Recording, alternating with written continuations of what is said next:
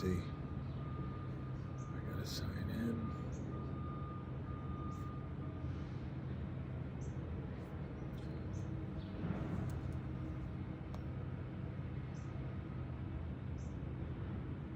Okay, my beautiful friends, here we go. It's Thursday, November 3rd, 2022. People, it's starting again. What am I talking about? A global bond market sell-off. We have yields rising all over the place. The U.S. dollar this morning, or the relative strength of the dollar, up over 1.5%. What are we seeing? Again, it's vast instability in the global debt market, and the biggest issue here is liquidity. You all know this. I've been covering this to the point of nauseum for the longest time here. Let me explain this to you real quick. If you're new here, what we are witnessing is really a very extremely unique situation. Central banks around the world are in the middle of a great Hey, good morning. Let me turn this off. Here, and they're hiking into Trying to look like dirty mayo. Do I look? Does it pass? Does it pass? Does it pass my look? I don't need those. All around this, the skies are bright blue, but out back here, the sun don't shine. Interesting, Philip. I guess you could hear that. Yeah, this guy, Gregory Mannarino, is another one of these people. Yeah, I don't think they're frightened. Let me see. It looks like the stock is down. I was just trying to sign in, and my guess is the stock is down because of the early indications. Yeah, it's down 13 cents on 208,000 shares. Good morning, good morning. Dirty Harry. No, I'm coming back up. You get better perspective. You always get better perspective from above. Something like that, he said, and as he climbed up to look at the Rojas and the Baxters. Good volume? I don't know, it's 208. I didn't see any new charts from Avid or anything, but I do want to talk. Oh, you were on live last night?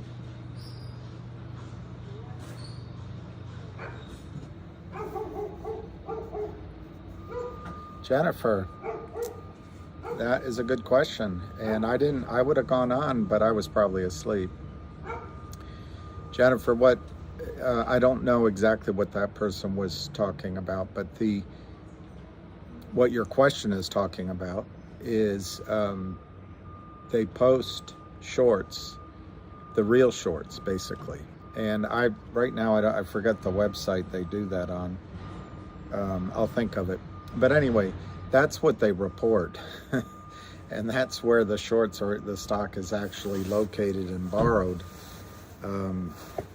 What Kurt Kramer does, everything's in my opinion, everything's in my own judgment, the whole entire video, and it's not advice. But anyway, I'll look for the website as the morning goes on, because Ham links to it all the time. But the real short is different than what the criminal shorts do. They do two things that are not reflected in those numbers. One, they sell long without marking, they mark the ticket long without locating the shares. And that's effectively a naked short. And then they also naked short. They sell in a short account saying they've borrowed the shares or they've located the shares, or they hit that F3 button that Goldman Sachs invented that says, yeah, we kicked around in the garage and we're pretty certain that in one of those boxes there's a certificate. So they are different numbers, and the fudders always try to trick people up by saying, well, there's only 2 days coverage of short. It's they've been practiced at the art of deception for a long, long time. But anyway, I'll find the website so you can compare. Good morning. God bless you guys. Good morning. I want to talk about this Joe Blantley or Joe Bag of Baloney.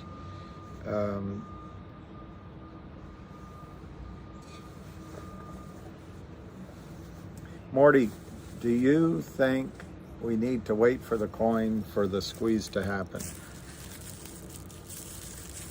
That's a powerful question. And I personally don't think the coin's going to make the squeeze happen. Cramer's been alerted to it. Everybody's talking about it. And I think he's held in reserve some dry powder. So when it's announced, as soon as this good news is announced, I believe Kurt Kramer will sell the stock down. So all of you guys go, oh, that wasn't it. That's not the news. And oh, what do we do now? That's what I think is going to happen when the coin, it may be a digital something else, but that's my own view, that when that's announced, and I've been wrong on many of my predictions, so I hope I'm wrong on this one. But I think when that's announced, Kurt Kramer and his group will come in and sell, and they might let it run up a little bit and then sell it down. And their whole point will be to get you to doubt the efficacy of the digital dividend, to doubt that the squeeze is going to happen. That's my prediction on the one part of your question. On the second part of your question, no, you do not need the coin to squeeze. My own opinion is Kurt Kramer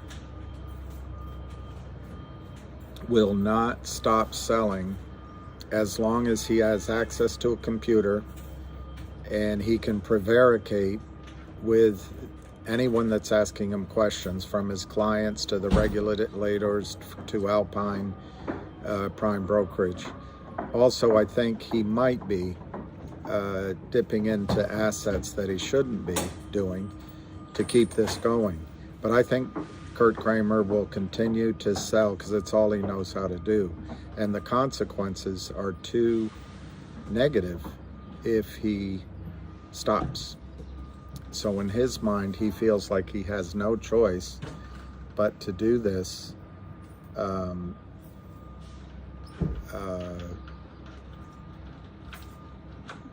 until he wins, which I don't think he will win. Now, the thing I think is going to make the squeeze, I forgot, I'm sorry who I'm answering the question of. I think what's making this, and it's already effective, is the dividend, the warrant as a dividend that was issued 18 months ago. I think the pain and the phone calls from Fidelity and the rest are indicative of people like yourselves calling in and sending their $2.75 per warrant, and Fidelity is trying to locate shares. That's what I think is going to make the squeeze happen. The other thing that'll make the squeeze, that's one. The second thing I think that'll make the squeeze happen is if Alpine Prime Brokerage fails. They're not a powerful prime brokerage. And this problem with leverage in the markets and the fact that Kurt Kramer is underwater maybe now it's still it's about $500 million. Let's just say that, $500 million. And he's bleeding every day. It's not pretty for Kurt Kramer. So I know we can all be worried and, when's it going to happen? But we're not having to pay. We have opportunity costs. We could be in another stock, I suppose. But we don't have to pay margin. We don't have to pay the prime broker. We don't have to pay any of the lawyers. We don't have any of these bleeding costs every day and every week and every month. So I think, one, the fact that the warrants are in the money and being exercised, I think that's a huge trigger. You just need one brokerage firm to buy in. Secondly, I think Alpine Prime could go down. Thirdly, there's a big, reportedly, there's a huge buyer in there. So as the stock goes up, you might get pressure even from Alpine and the other brokers they're in to cover. So yeah, I think don't get me wrong, I think when they announce the digital dividend and it's outside of the system, it is huge news, fantastic news. It will blow the lid off of this story. But I think initially, because Kurt Kramer's been warned, he's going to sell into it. But do I think that will ultimately hurt him and the shorts? Absolutely. Anyway, that's my answer. Josh Moore, good morning. I don't know who you mean by others. Is Kurt Kramer getting others on to help facilitate? This is another puny ass sell-off try at a bear rate this morning. And you could have predicted it because Joe Bag of Baloney's was on last night saying it's going to $2. He may be a legitimate person, and if he is, obviously he's a person, but he may be a legitimate investor. And I just don't remember. I know his name began with a B, but Josh, I think no is my answer to your question.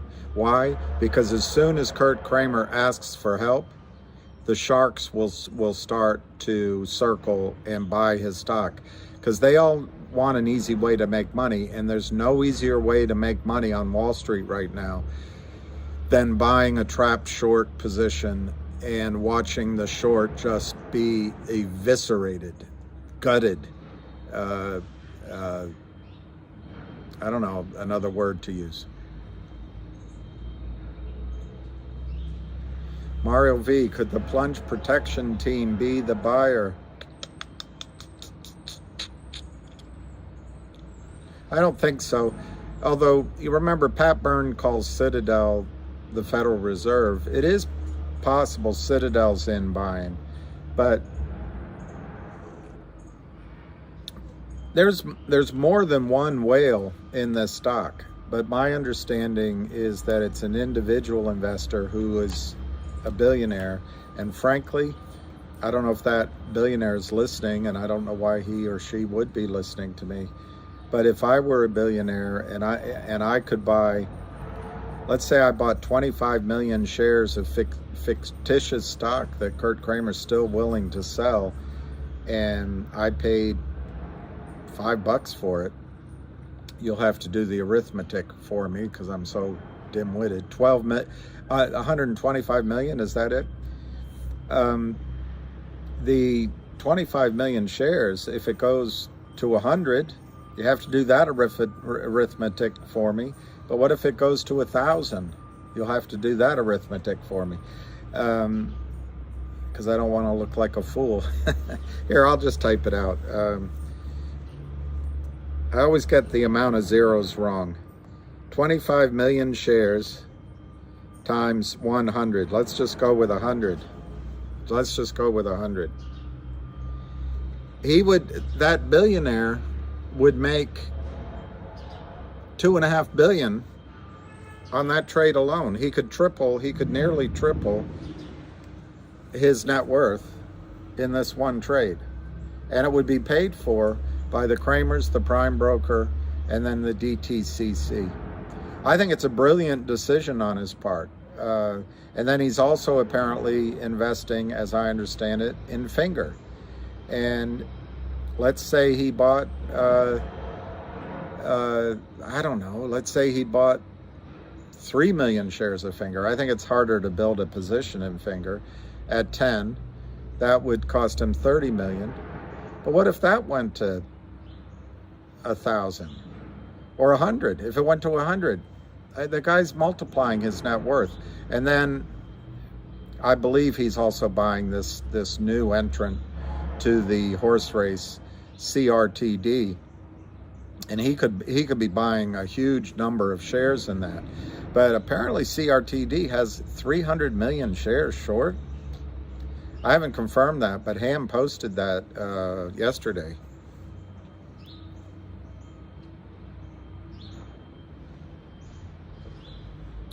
Habitual line holder is correct. For tax losses, the wash sale rule is 30 days. I usually wait 32 days, but that's something habitual line holder that you guys, all of you should be aware of. As we get into November, sophisticated clients, and I'm not saying any of you are not sophisticated, but tax-aware clients will start thinking about taking tax losses, both for their short-term taxes and their long-term taxes. There's two ways to do it. There's probably more than one, but there's two basic ways to do it. One is to sell your stock in November, take your loss, and then 31 days later in December, while everyone else is selling, buy your shares back. So you establish your loss and it's valuable to you, and then you go into 2023 with your position extant. Well, the other way to do it, which is how I used to advise my flock, is you buy more stock in November. You double up in November, and then at the end of December you sell, and that means that you're never not in the position, and it allows you to take the loss. And theoretically, it might be a bigger loss because everyone will probably, their tax accountants will say, sell your losses, and they'll sell all on the last day of trading. Both of those strategies, particularly the first one, lead to something that's called the January effect. So if you have extra money, and if any of these stocks are still pestering us, one thing you can do as a strategy in the last week of December while everyone else is on holiday, and you can do this with other stocks too. Other stocks you're familiar with. You can buy shares while everyone else is selling. And the January effect, it doesn't always work, but I've seen it work massively many more years than not. But sometimes it for whatever reason, it doesn't. In the shorted shares, the naked shorted shares, I guess it's a little more difficult. But in the rest of your portfolio and your other ideas, you can buy the stock either at the last week of December or the first week of January. And the January effect is, as you get into the later weeks of January, all of a sudden the stock goes back to where it should be, and you have a great short-term trade. Anyway, that's a long answer too. Good morning. I don't think it's going to go into 2023. I was using a theoretical about, somebody asked about, I think it was Habitual Nature Life, asked about or pointed out about tax loss selling.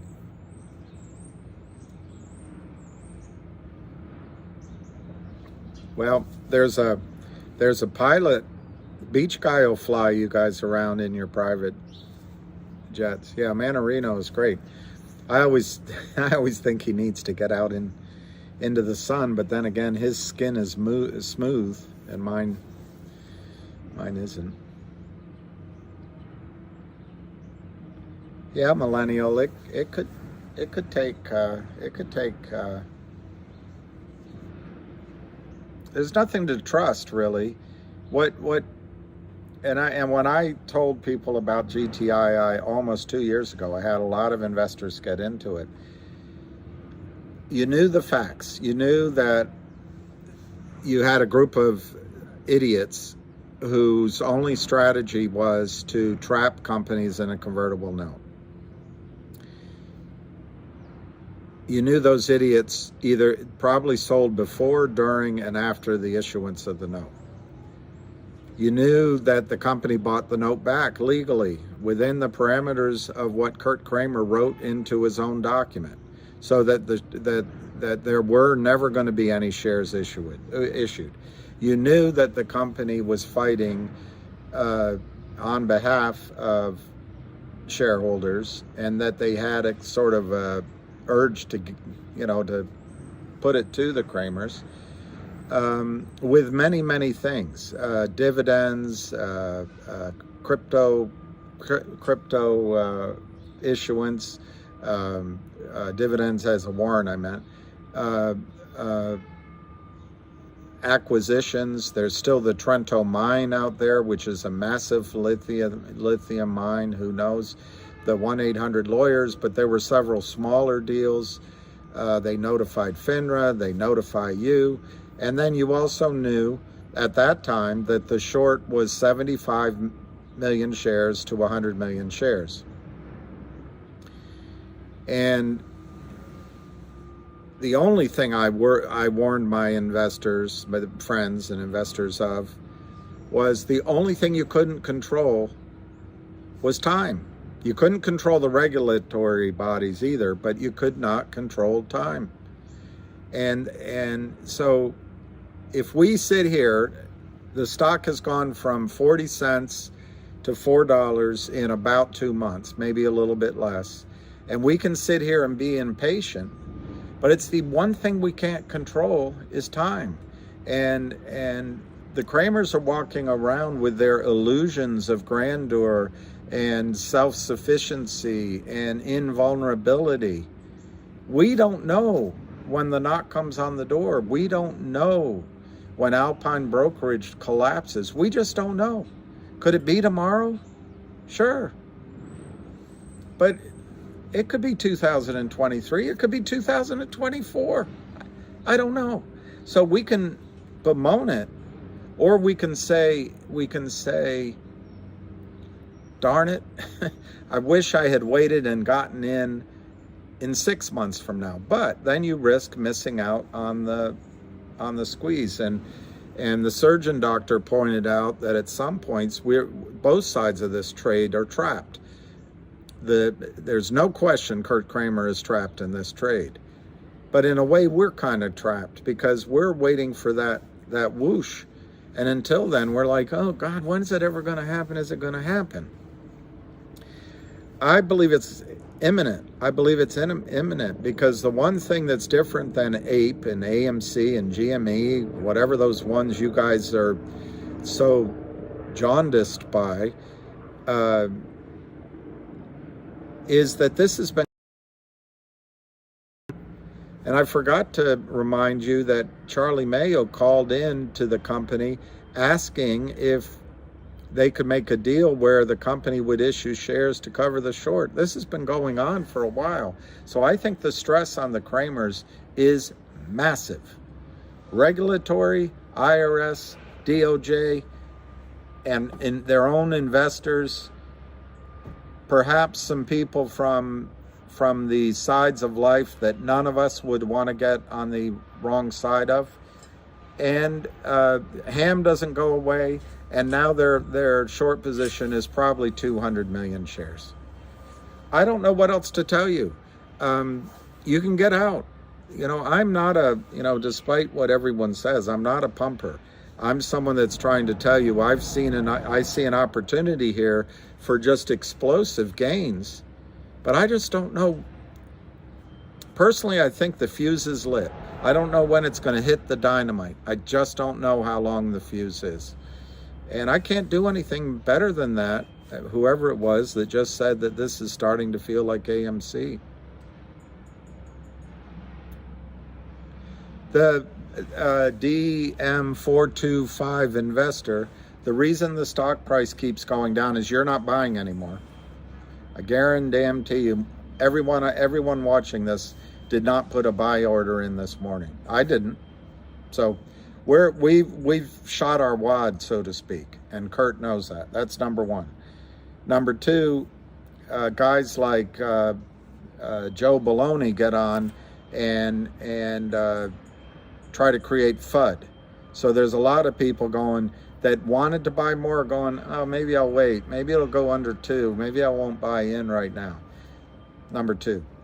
Number 3, Kurt Kramer has been the source of money for all these crooked market makers. You see the list. There's almost 20 on either side of the market. Every time he calls, they take the order. That's number 3. Number 4, either Kurt, Charlie, or someone closely related to them is being a puppet master. They call one market maker, and then with another LLC, another guy across the room calls the other market maker, and they cross trades. They cross trades. It's illegal. It's price manipulation, and it's illegal. They wash trades. It's illegal, but they're doing it. Why? Because in essence, we let them. We let them because we don't have any more buying power. The power of Kurt Kramer's business strategy is brilliant. As long as you're willing to break the law, it's brilliant. He can keep selling. Everybody on here can buy the share that they bought once. Now, if they have more money, they can buy more shares. But most people are fully committed. Or if they've got money on the sideline, they're biting their nails going, oh shit, it's down, it's down.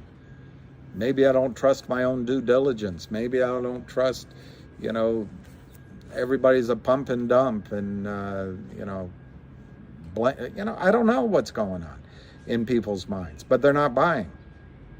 So in that FUD and in that vacuum, Kurt Kramer, in my judgment, is manipulating the price. We know he's selling short 70% of every day's volume recently.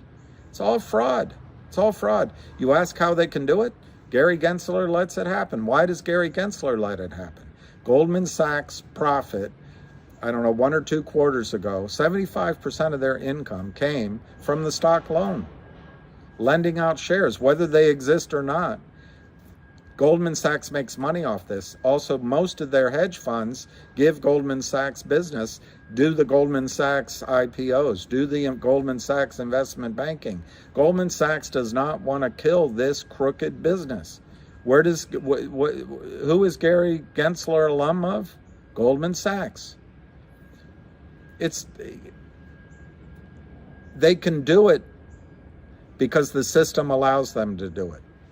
Simple as that. Now, you could ask, is it ever going to stop? I don't know. It's been going on for forever.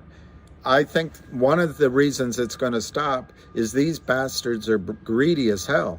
And if they just did it in a small way, they could live a good life. But they all want to be richer than Croesus, and they all want to be the biggest swinging eggplant. And they just keep pushing the system. In some point, the system itself is going to vomit all this out. It's going to collapse. And already you're learning about it. Already so many stocks are starting to perk up. I don't think it's going to last much longer. But how they do it is simple. They're breaking the law. It's fraud. It's corruption. And they don't need money. They've got almost unlimited ability to sell stock. They don't need a lot of money. All they've got to be able to pay is the prime broker every month, the commission, and then they use the market to try to create profits, which they stick the prime broker with. So that's another long answer. I think a lot of people want to take down Scarface. I think Ken Griffin doesn't have any friends. But remember, I was on Wall Street. It's tough. I mean, when you don't have any clients returning your calls, I had a manager used to say, Billy, you've got to have ears. You've got to have ears. I said, what do you mean, George? Well, you got to have, when you have an idea, you've got to have people you can call that'll listen to you. They'll give you their ear. I said, oh, all right. Well, there's times when you're not making any money. And so when Kurt Kramer calls up with an order to sell 5 million shares, work it, of GTII, you say, well, have you located it? And he says, oh yeah. We'll send the paperwork to your back office. Oh, great. And then you sit and you execute those shares, because this weekend you're going to be able to walk into the bottom line and know you did more business than anybody else. You're going to be able to go home to your girlfriend, buy her something nice, and you might even go on a short 2-day trip somewhere because you just made $100,000. So people on Wall Street want to get Ken Griffin, but people on Wall Street also want to get paid. I've used the analogy before. I'm not somebody that used drugs, but I watched my friends use drugs. I never turned anybody in. I never said, hey, so-and-so's snorting cocaine, or, my friend is selling cocaine out of his dorm. I never did any of that. It's all illegal. I talked against it because I saw moral and health risks in it, but I never turned anybody in. Well, that's the same thing on Wall Street. Nobody's going to turn in Ken Griffin or the many people that are breaking the law because they're making money. 1, 2, they don't want to be a snitch. 2, 3, and 3, they figure, the regular Gary Gensler will solve the problem. Gary Gensler's part of the problem.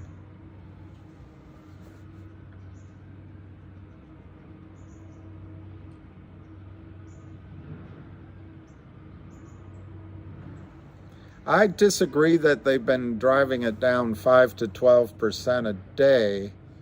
I'd have to check that. I don't want to say that you're wrong outright. Intraday, yes, but then it seems to rally back. Although yesterday wasn't a strong day, so maybe that's what you mean on average. Today it's down 6%.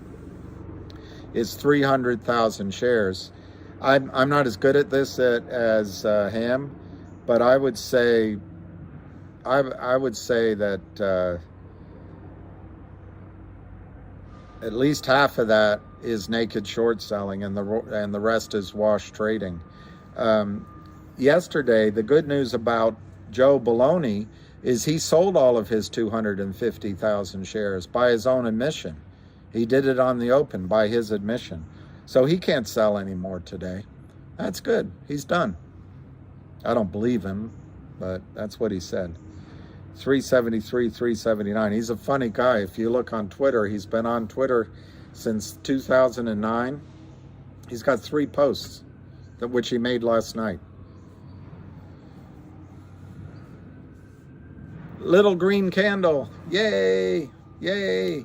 Little green candle is the straw that broke the camel's back. Bought more.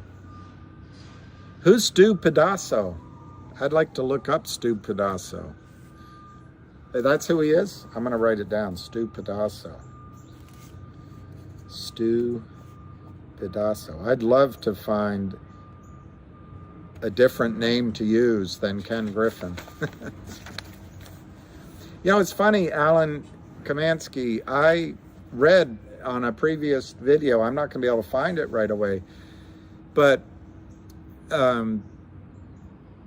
whatever Madoff's funds were, they were objecting to the Reg Show has a grandfather clause apparently, and that was going to be removed, and no one other than Madoff came in to object against it. So I wonder if part of the way that Madoff was juicing his returns across all those books.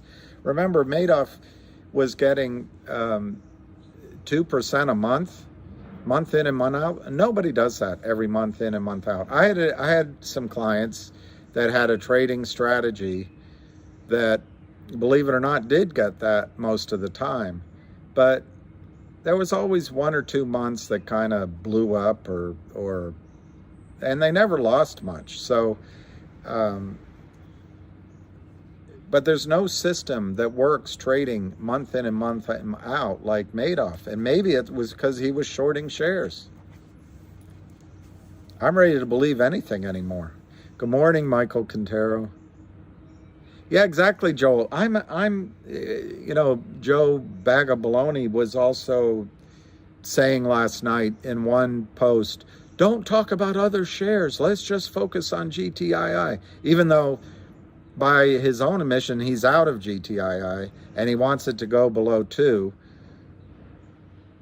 But then he wants us to focus only on GTII. The lack of internal consistency to me means that there's a medical condition, a psychological condition I'm not qualified to define, but it doesn't make sense.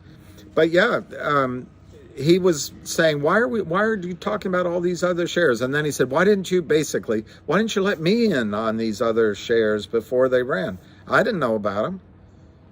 And would anyone have gone in? I'm the biggest advocate. Let's just focus on GTII. But Joel, Josh, it's just so interesting how so many are percolating. And it might be that people are catching on. It might be that there's a liquidity issue because you need leverage to do this. Most of these hedge funds operate on leverage because they're greedy. Hedge funds may be in trouble. Prime brokers may be in trouble. And it also might be, even though I pick on him, Gary Gensler's changes, he's got 2 changes he's making or trying to make. It hasn't been approved, but it's for November. It hasn't been approved yet, but one is that retail trades have to be done on lit exchanges. And the other one, it's related, is no dark pools, which might mean no payment for order flow. And it might mean the return of real market makers. And it might mean the return of an uptick rule. That would be brilliant. Joseph Haresh, 3 million FTD on which stock though? let me give in case our listener government, I should have written it down. Let me give the score. We're 373, 379 on GTII. That's 317,000 shares. On CRTD, 77 to 77, it's down. So Joe Bag of Baloney, he said, buy things when they pull back. Here's your chance. Finger, 736, 741, and that's down 31 cents. By the way, Joe Baloney, I think, I had a Chinese client. She's still a very close friend. She happened to invent when you swipe your credit card, she invented that. She founded Verifone. But anyway, she said, you point one finger at me, 3 fingers pointing back at you. And she always says that to me. She also says to me, you not very ABC person. I ABC person. She means that I don't do things, at least in her logic. She's a wonderful person. But anyway, the point is that Joe says that the pumpers, Lou, and I guess he was talking about him. Now he's talking about me because I jumped in. But he's saying the pumpers are driving these stocks up so they can take their profits and leave people as a bag holder. Well, if you take Joe Baloney at his word, he bought a lot of GTII. It's either at an average price of 380 or it's a lot lower, depending on which post you want to believe. But then he put up a lot of posts, which are on Twitter. He deleted them, but other people took pictures. That he sees this stock going to 100, going to 500. He's buying more. It's going to run. Well, then all of a sudden, according to his own posts, he sold everything yesterday. Well, that is the classic definition, my friends, of a pump and dumper. You go on and you tell them how high it's going. You're all enthusiastic. You build up the enthusiasm, let them know you're buying, and then you sell as everyone gets. That is a pump and dumper. So when you point one finger at me, 3 fingers point back at you. All right. I kill you long time. I kill you long time. I like that. Hi, Zizu. I like Lou's, I like, that's pretty good on Lou. You have to give him credit for that one. I guess Lou's got a sense of humor.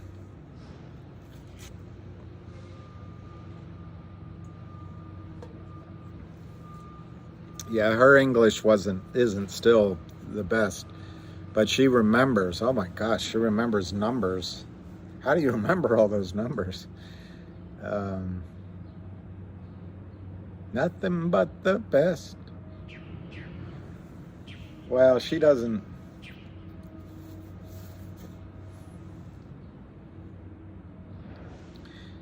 It's fun to eat Chinese at her house or out, but the annoying thing is they share everything, and I'm a bit of a germaphobe. They put chopsticks in and they hand it over, and I'm like, let me just get my own. 736 to 742 on Finger. And this shows, by the way, I'm not going to look because I'm going to be disappointed because I didn't do it. But yesterday, Finger was up. That was an opportunity maybe to peel off a profit on the initial calls you bought, take that money off the table, and then today you could be buying a higher strike price for free.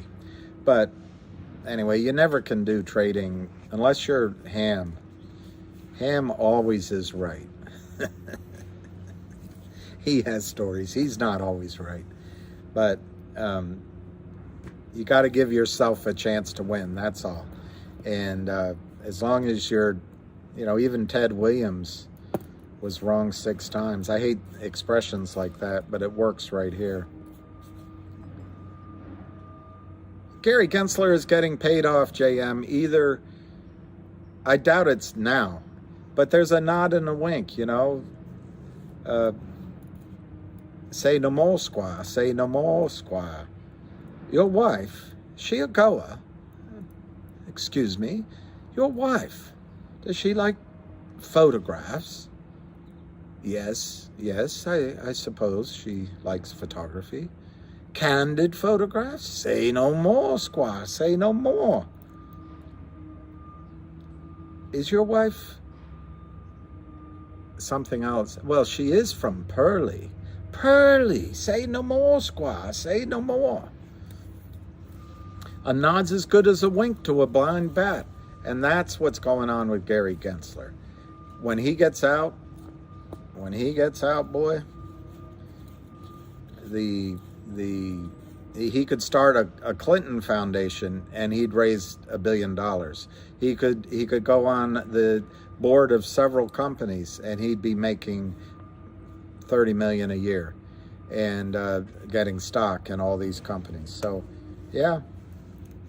Whether the payoff is real or not, it's there.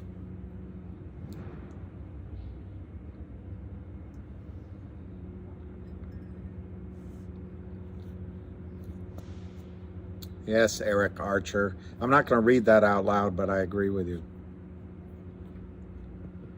A nod, a wink, and a yacht.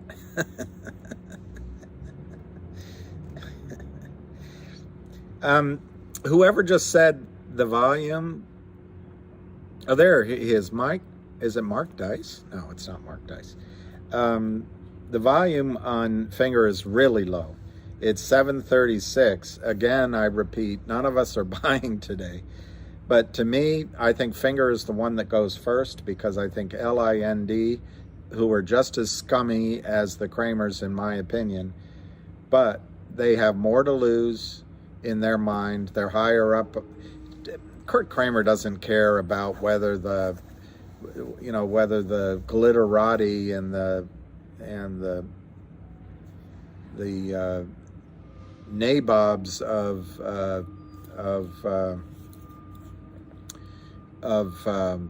Manhattan respect him, but I think Lynn they do, and so I think they're going to cover this.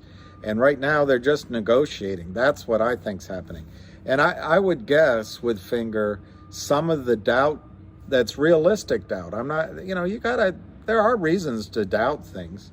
One of the doubts must be, well, what's the negotiation going to be? What's the settlement going to be?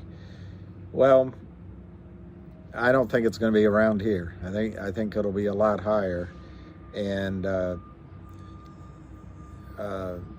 CEO of Finger just learned a big lesson about Wall Street, and I think he's got fire in his belly, and I think he's going to extract his pound of flesh from LIND, even if there is a settlement.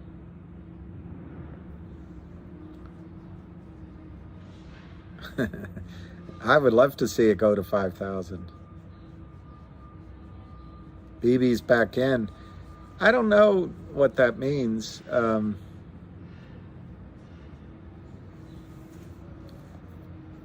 But one thing that I worry about is war.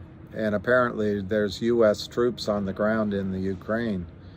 I don't know who's running, and I don't want to get into politics, but this is Victoria Nuland, I think, and maybe Susan Rice. But anyway, doesn't matter. I don't want to get into the choices of it, except to say that it feels like war is coming. And maybe Bibi, in that case, is a better prime minister than anybody else. Exactly, Alejandro. That's exactly right. I think we've been along. Yeah, Matt, I know we we agree to disagree on that stuff. I don't have I guess I have certain views, but I try to look at both sides fairly, you know. But anyway, I don't want to get into politics. CRTD is down 0.68%. Finger is down 3.65%. GTII is down 5.65%. It's at 376. I think it's very low volume, 343,000 shares. And then I'll just check a couple of these others. DBMM is down, but minusculely. RNVA, for kicks and giggles, is flat. So you're not losing in RNVA. You got that going for you. And then MMTLP is actually up 0.91%. So GTII is 376. I know, man. I meant from yesterday to today. I know you're not supposed to make fun when money is involved, but sometimes humor is all you got left. Margin calls, I agree, Bob L. But I've tried. Okay, George P. Yes is my answer. Yes is my answer on your question. But margin calls are like an opening negotiation from compliance and operations. And as long as it's a house call, if you're talking about an account that is your lifeblood as a prime broker, you're going to negotiate. It's only when it comes to a Fed call, which is 25% equity, they don't have any choice. So, yeah, margin calls will drive them. Look, bottom line, I don't know how the Kramers are standing. I really don't. And I understand that there was a huge meeting that was set up for one of the Kramers, and he didn't show up. So, and I don't know much more than that. It's just telling you they're evading. It's like every time Sears Roebuck calls you, hi, this is Sears, or this is American Express, or you stop taking the calls, you try to avoid it, but you can only avoid it so long. All right, I'm going to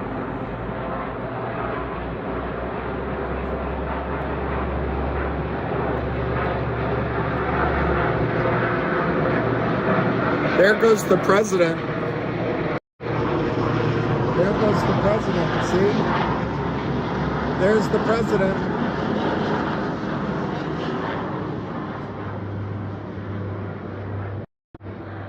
That was the president.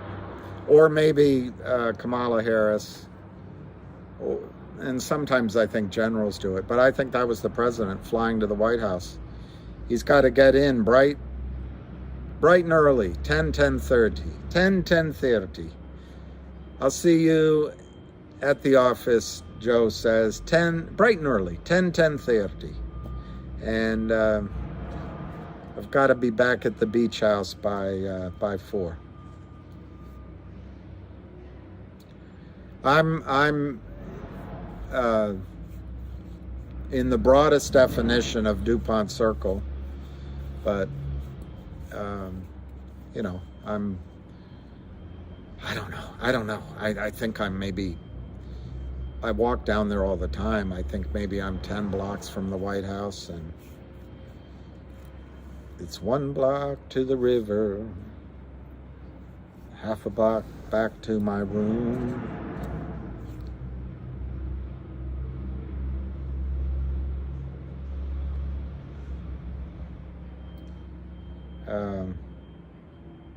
That's a great song. It probably has copyrights on it, and I can't remember the name of it, so let me see if I can find it. I know all of you, if I mention this guy's name, you're going to tell, I know the song, you're going to tell me. And then I know the second song you're going to tell me. But here's I can't sing this because he does it in his little bit of a falsetto.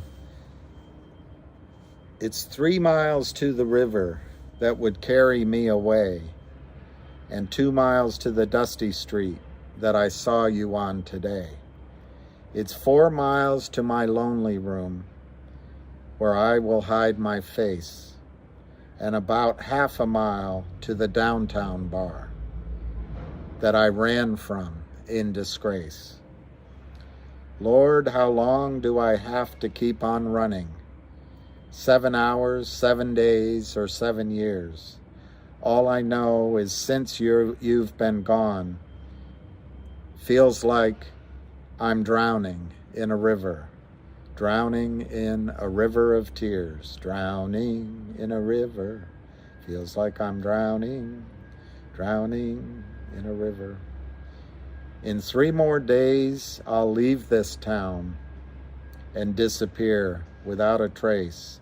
A year from now, maybe settle down where no one knows my face. I wish that I could hold you one more time to ease the pain. But my time's run out, with a parenthesis, and I've got to go, got to run away again. Still, I catch myself thinking, one day I'll find my way back here. You'll save me from drowning. Drowning in a river of tears. Feels like I'm drowning in a river. How long must this go on? Anyway, you guys probably don't know who that is, but to me, that's his best song. Doge is popping. I care about that. I just hope it doesn't pop until we can buy some.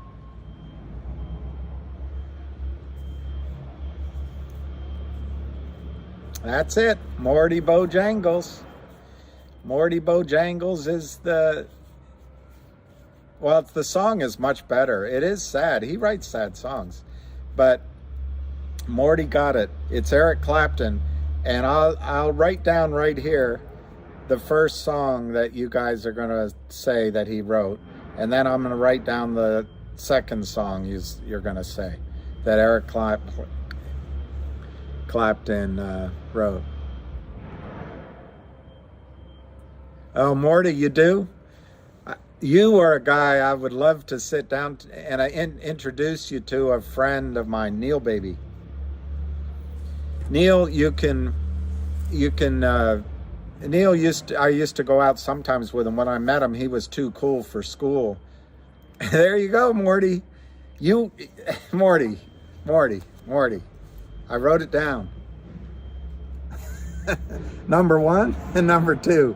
And you said it in the right order. I went to Albert Hall with a friend of mine and saw Eric Clapton sing, and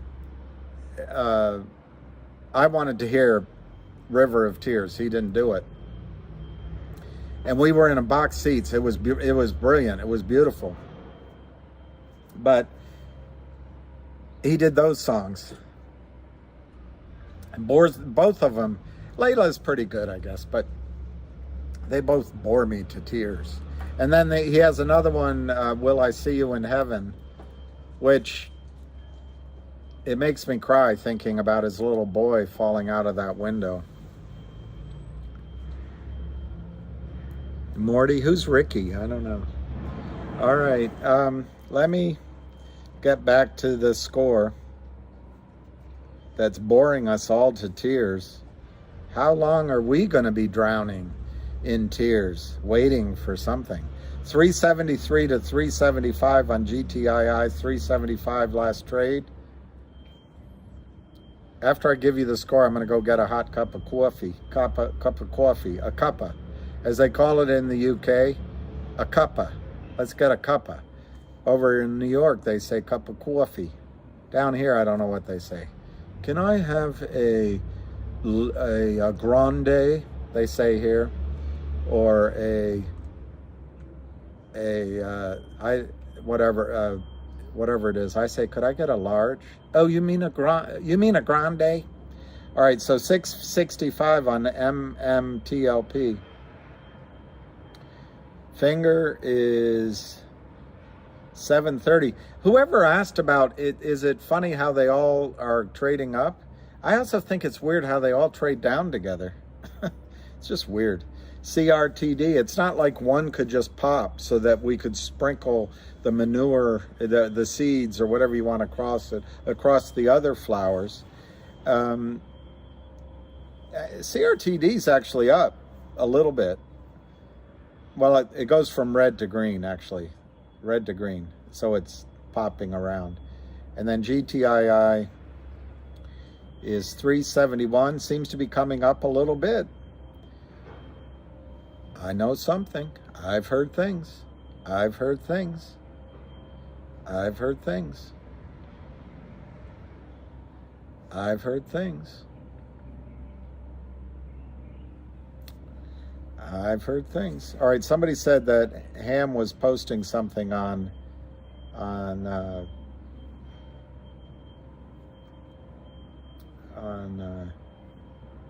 Twitter. Let's go see what he was saying. Okay, Hermie, pay attention. Come on, GTII pumpers, let's go.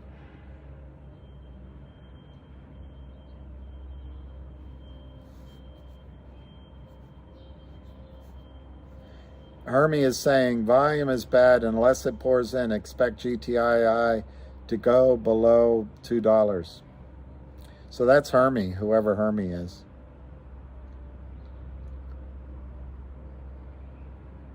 This guy, Blue Brigade, is saying, anyone noticing a nice setup in GTII, but I'm not sure he's talking about our GTII. Let me look. No, he's not. He's talking about the Mary Jane.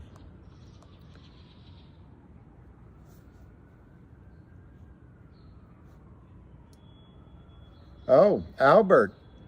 Albee says about CRTD.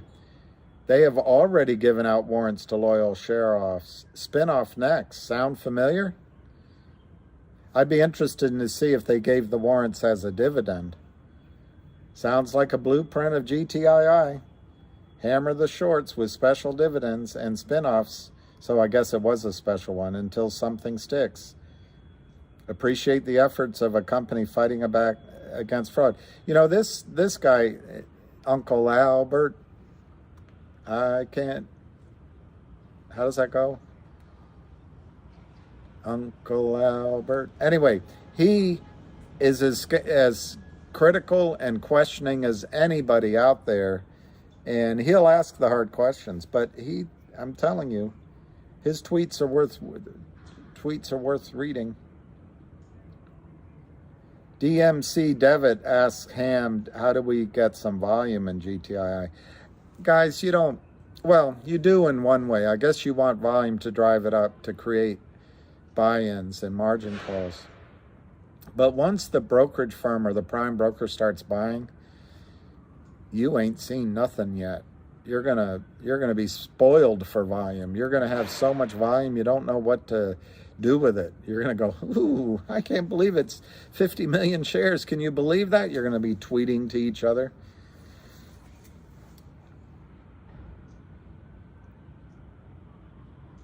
All right, so Albie says somebody's hitting CRTD hard in the morning, same as GTI and Finger. They're calling shareholders to loan out shares, meaning they've got a real problem they're contending with. Okay, that's good. Day Trader says GTII, keep up the good work. Got 2,500. We'll get more during the day. Want to get 10,000 today. Bravo, bravo. Go Day Trader. I'm going to be proud of anybody that is buying. I wish I could, but when you pay your ticky, you get your laundry. How does it go? Anyway, I've put up, you make your bet. It's good to dollar cost average, but at some point, you finish. But I'm looking for a feeling. All right, so Joe Baloney, here is I don't even know what OG stands for, but one of the first people in GTII that you were complaining last night that they didn't give you a chance to buy in. Well, here he is. If you missed the GTII opportunity to load the boat under $1, CRTD could be your redemption play. You know I'll be rolling any gains into my favorite plays. All right, Ham writes 29 minutes ago, CRTD, here is the data for the last 22 days.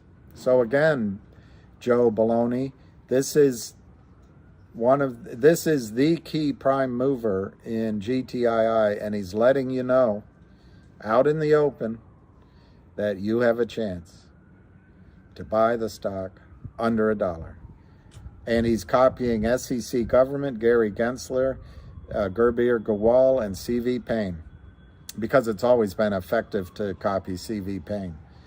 Found this name and they're being attacked. Stop the fraud. GTII Finger, same patterns. OTC short report.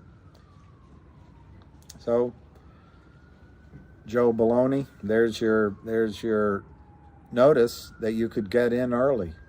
But you said you're going to wait for a pullback, so wait for a pullback. Crippled Tom says, please feel free to add to MMTLP and CRTD along with GTII. Ham says, GTII, the data shows you the attack. How does SEC Gary Gensler and Gurbir Gawal allow it to continue? I'm going to give a like to that. And then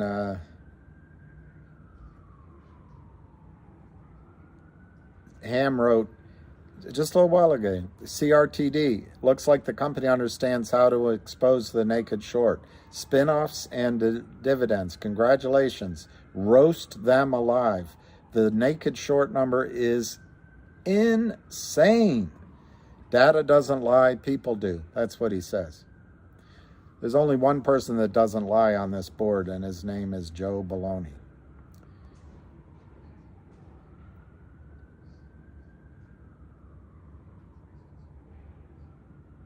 Okay, so Avid Trader just wrote, if I don't see 500K volume by the first 30 45 minutes, I don't even bother watching the ticker. I can tell you in the first 5 to 10 minutes if the day is going to be boring. Don't waste your time. Go trade something else in the meantime. That is really good advice. And I feel like he's sharp as a drill and twice as boring.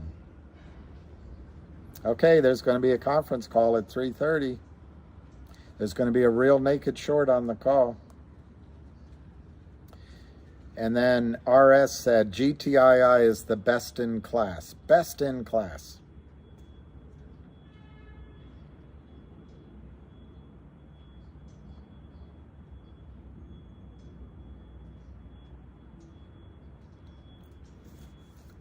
Somebody made a point about L2, level 2, that I didn't understand, so I'm not repeating it because I couldn't understand it. I think he sees a code pattern. David, unrelenting days. GTII, we are not going anywhere. When both of my other positions in Finger and MMTLP rip, guess where the profits are going? That's right, GTII. Bravo. We have a chance. It's not nothing. We have a chance to make $1 billion on, today is it Friday? Anyway, Powerball, either Friday or Saturday. Cost to borrow in GTII is 267%. All right, I don't see anything more that Ham said. So I'm going to go back to the score and then I'm going to get some coffee. GTII 370, 374 low volume, 385,000, which I think is good. You can have your own opinion. CRTD is actually up 1%, 79 cents, 44. MMTLP is up 3 cents, 665. DBMM, whatever, like we can't buy it. It's up a little bit, 0.0014 at 0.014. And what else? Let's just look at GME. It's up 28 cents. Hurry, hurry, hurry. Hurry, hurry, hurry. In aisle 9. All right, let's look at GTII. Speaking of aisles, in aisle 7, attention all shoppers, 370 to 374. We're giving a 7% discount today off of a markdown of 10% yesterday. Kurt Kramer is selling all he can. Sell all you can. Now's the time to buy while it's on the shelves. Yes, Alicia, I'm going to buy. In fact, at lunchtime, when I turn this off, I'm going to go to the liquor store, which Lucky and I go to. It's a few blocks away. But every time Lucky comes in, he goes right up expecting instant service. And no matter how busy they are, they take the time to give him a bone or throw him a bone or give him one. They all know his name. So I'm going to walk over there and I'm going to buy Powerball tickets. What's the $1 million question? I don't know. GTII is my Powerball, exactly. And it doesn't expire. And nobody else can take it away from you. Good morning, Beach Guy. By the way, Beach Guy, some people are buying jets when they win in this. I volunteered you as their pilot. No. Lucky's not an alcoholic. And I always feel embarrassed because I don't buy any alcohol. So I'm always embarrassed going in there with Lucky. But they love him. They all love him. So what I buy is my Powerball tickets. That's my little give back. Vinny G. Vinny G's going to put 25% of $1 billion, or whatever the present value of it is, into GTII if he wins.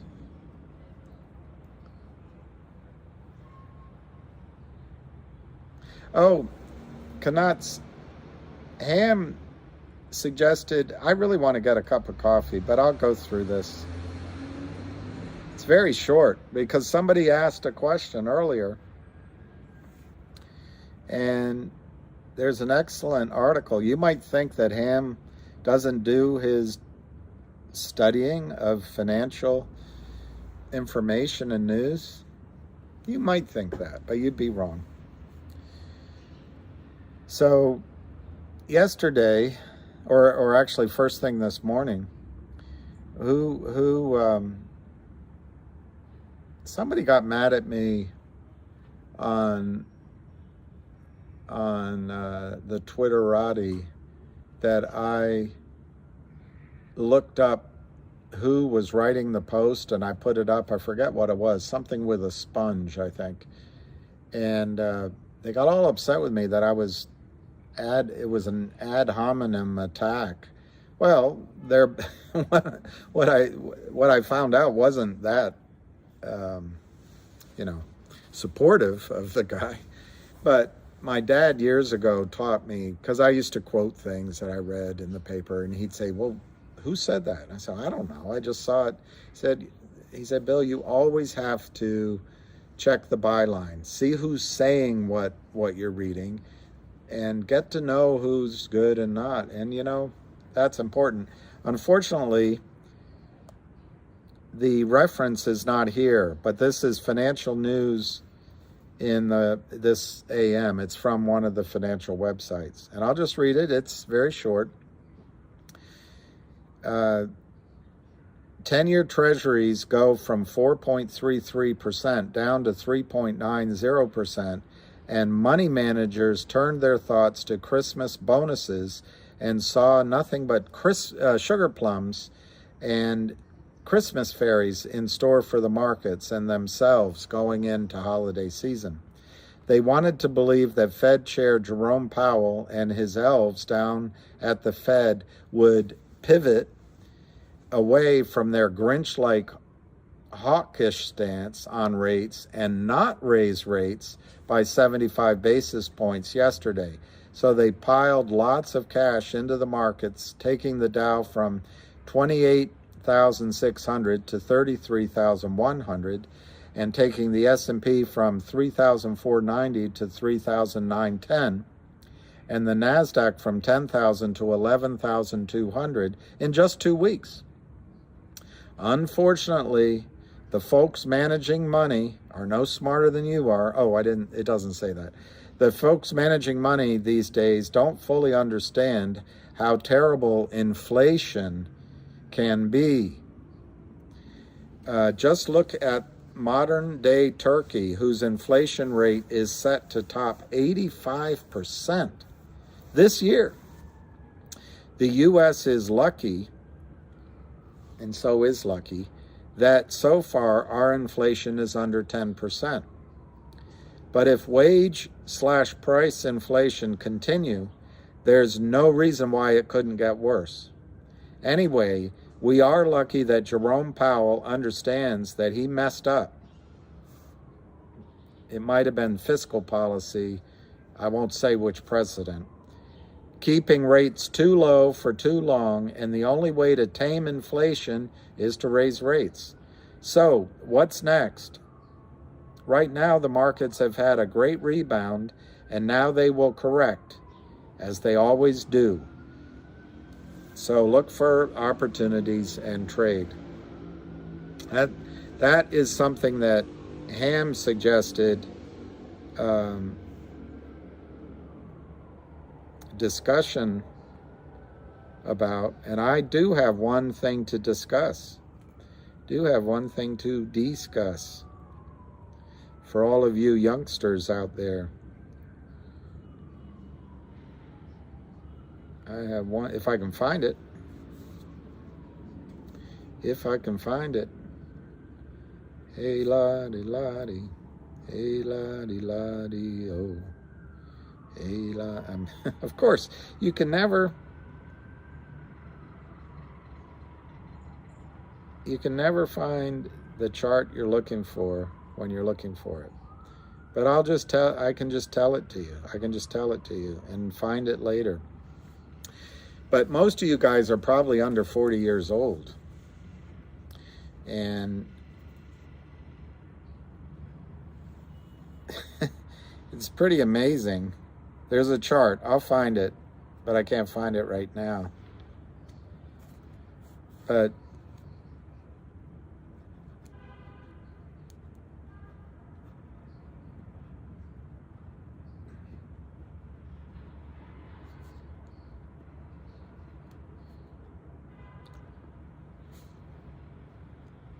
I'm going to use all names so it's not political.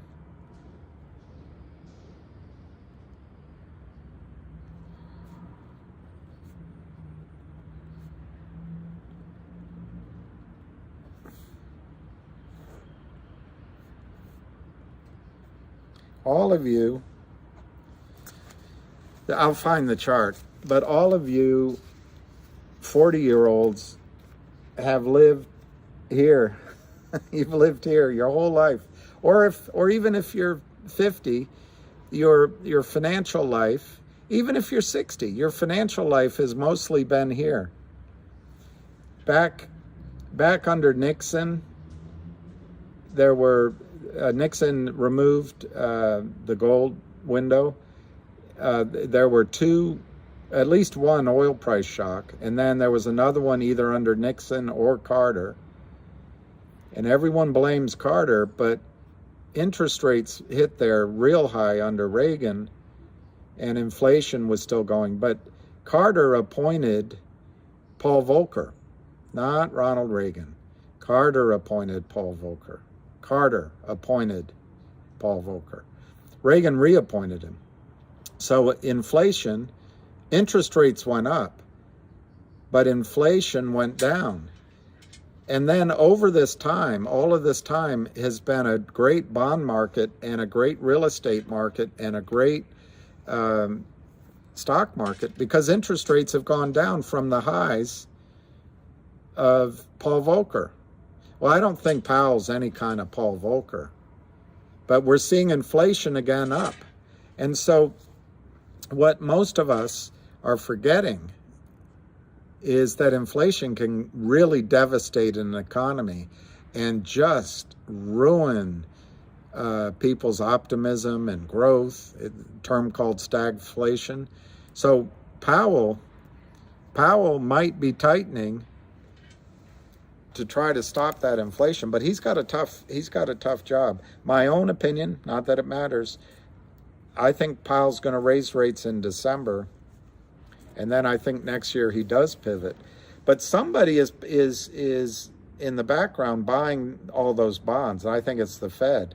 So on the one hand, he's raising interest rates. On the other hand, he's trying to keep interest rates down by buying bonds. So anyway,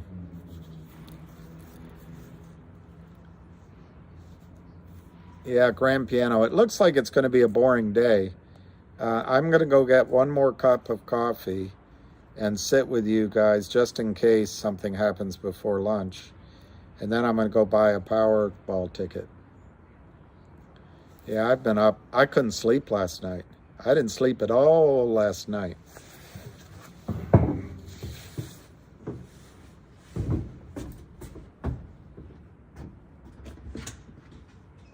Hey, good boy. I'm sorry.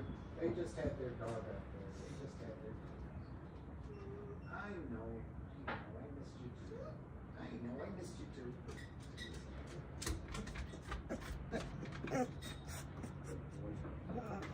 Good boy. Who's a better boy? Who's a better boy? Who's a better boy?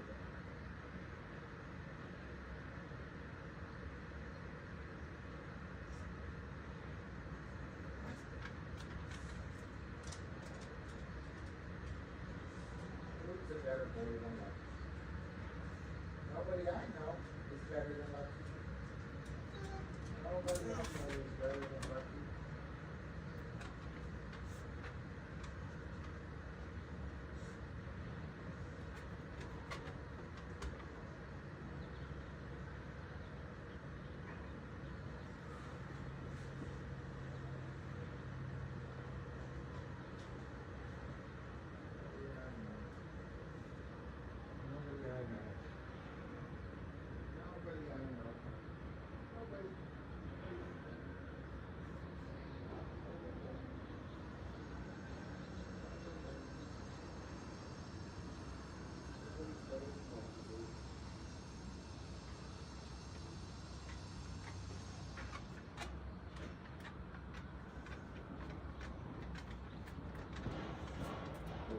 good boy. Good boy. I'm sorry I left you locked up. I'm sorry. I forgot. You're a good boy. Yes, you are. Yes, you are. You're a good boy. I'm sorry I locked you. Yeah, foof. Foof. Foof. That's a good boy. Such a good boy. Nobody better. Nobody better. Nobody better. All right. I know you're not going to win in Powerball, but I guarantee you one thing, unless you buy a ticket, you're not going to win. All right, let's get the score. Let's get the score. Ooh. Joe, full of baloney, might be right.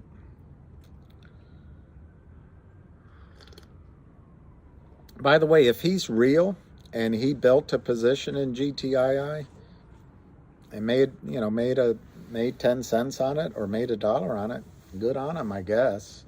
But I think he was misleading us by implying that he thought you should buy it because it's going to go to 500 or whatever he said in his post.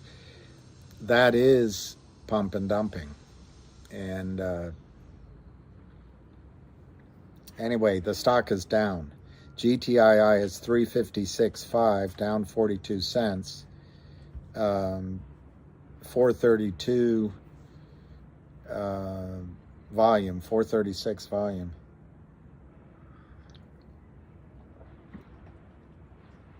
So I don't know if there's any tea leaves to read there. I'm sure they're just doing the same old games, but maybe if Lou and Bill are correct, maybe these guys are trying to do something before there's an announcement regarding a digital dividend. It's possible. But that's certainly discouraging to see it. And whoever said earlier, somebody said earlier, it goes down 10 to 12%, I think you said. Well, it's down 12%, so you were right. But we'll see how it closes. I think it's has a strong chance of rebounding during the day. Finger is down 36 cents, so it's down 5%. CRTD, it's actually up. It's at 80 cents. 80 cents bid. So maybe that's the one that runs. I don't know. I don't know enough about it. But I think Finger is going to be the one that runs because I think LIND and their partners are going to cover. And, remember my analogy of a wave, it pulls back first before it runs. Lou is busy. Yeah, Gareth, we are sinking, but I think you might be right that we'll bounce, but we might not. I mean, they're going to try to make us get out, and I guess we should have gotten out. Should have gotten out at, shoulda, woulda, coulda at 6 and be buying back down here. Yeah, it's 339, 335 to 338. Maybe Joe knew they were going to do this attack, and so he felt confident making the prediction. I don't know. I just don't know.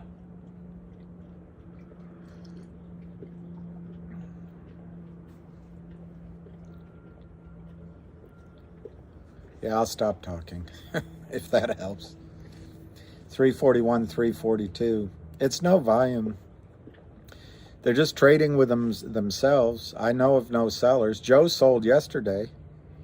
Yeah, I think Joe's probably part of it. I mean, certainly when he did a lot of pumping of the stock for 2 or 3 weeks, bragging about what he was owning and saying how high it was going to go. And then yesterday he says he's going to sell. And then he says it's going to $2. That's pump and dumping. It's classic.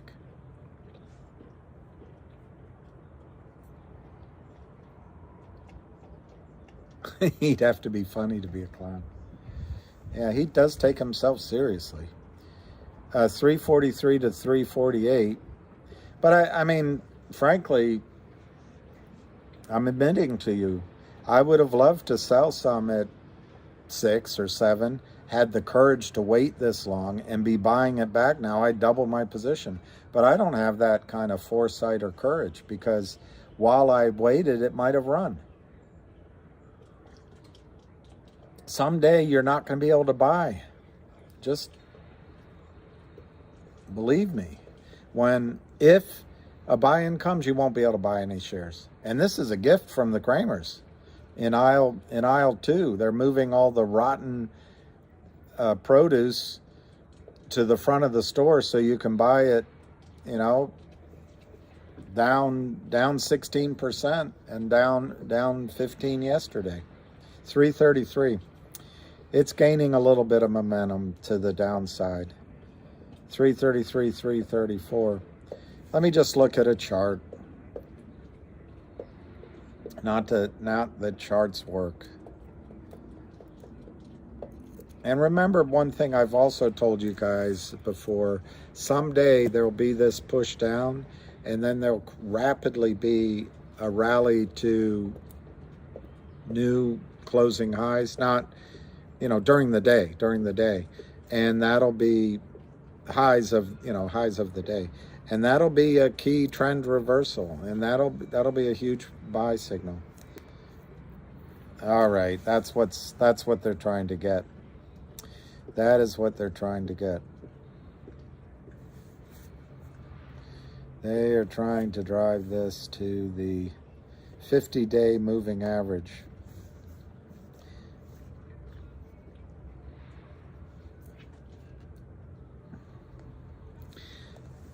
Look, I'll show you. I'm not a technician. And this is on a short time frame. So on a long time frame, this might not matter. But this is, to me, a nightmare down here. Because if they have come down to fill this gap, we're coming down to 190. I don't see that happening. I'm just pointing it out. I don't see that happening. This 50-day moving average, the blue line, is right around $3. So they might be trying to get it down there. Now, on the positive side, let me see if I can take a picture and show you. On the positive side.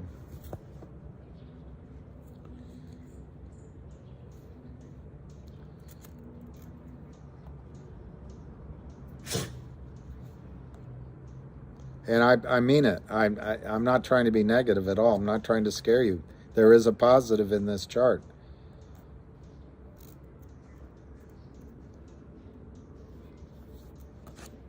And that's it. I'm not a great technician, and that's just to my finger. But you can draw a support line like that, and it's valid.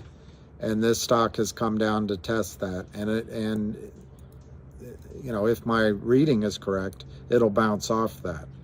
And I think that's a very quite positive reading of this chart. Avid will give you better sense. Another way to read this chart is I'm not gonna take a picture again, but if you go across right here, if you go across here, that's a confirmation of that support. You can draw a line broadly of support there. And then when you mix it in with the 50-day moving average, I don't think the stock has much lower to go, if at all. And then, of course, you rally quickly because you've shaken out all the weak hands. And then this up in here will be resistance. I can't do it. Right up in here will be resistance. But I don't think it'll last that long. Resistance also could be the declining trend line, and that's a lower number. So I think it's still a powder keg being set up for a big move upside. And let me see the score. Yep, it's 347, so it's come up a little bit from the lows. We're still down 13%. 346, 347, and 643,000 shares traded.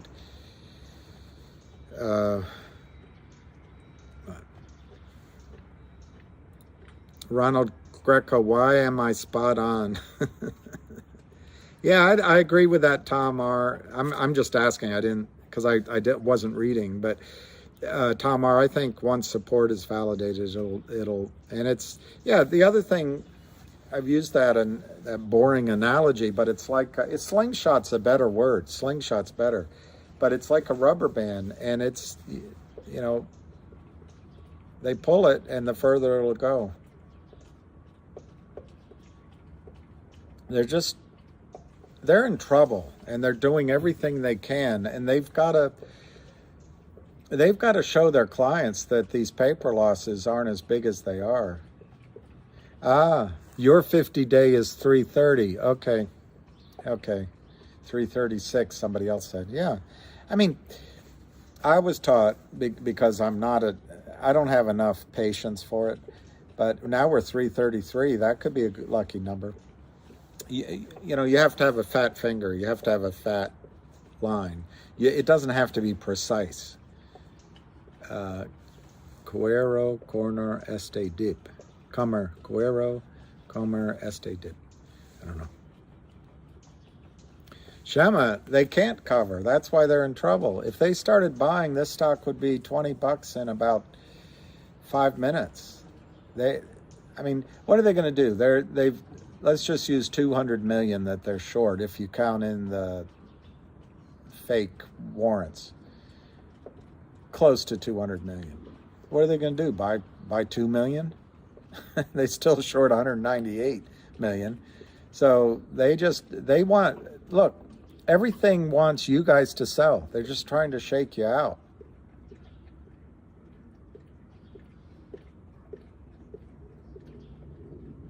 What's the great example I should be reading rather than talking?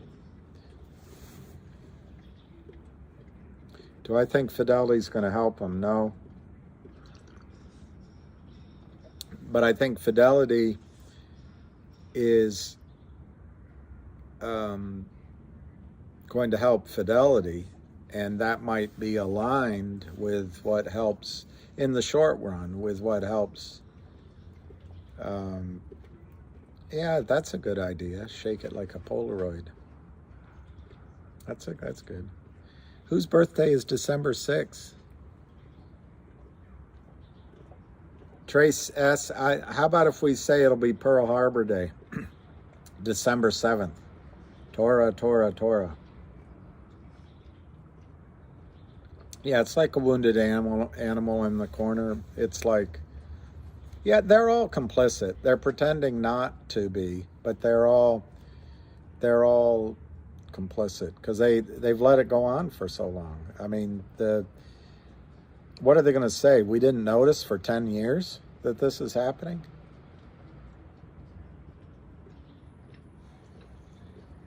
And has a white horse, a pale horse. Pale. See, I don't get all of the references. Gareth Smith, there's two short positions here. There's one real short position. I think that whoever they is in that, will cover that, take their losses. But the failed to deliver the sale of shares that don't Kurt Kramer will never cover it. So he'll walk away from all of his LLCs. He may be right now, but he may end up having to walk away from his loyal clients of the last 20 years, his investors. I would bet that he hasn't told his wife about it yet, but it may mean that he ends up losing his wife and family.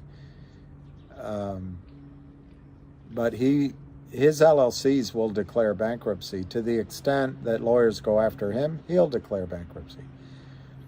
In my judgment, in my opinion. The prime broker will then have to go off after the other brokerage houses that didn't settle trades and market makers. Any of those that are exposed, the market makers, they'll probably go bankrupt. The other brokerage houses may try to cover or may not.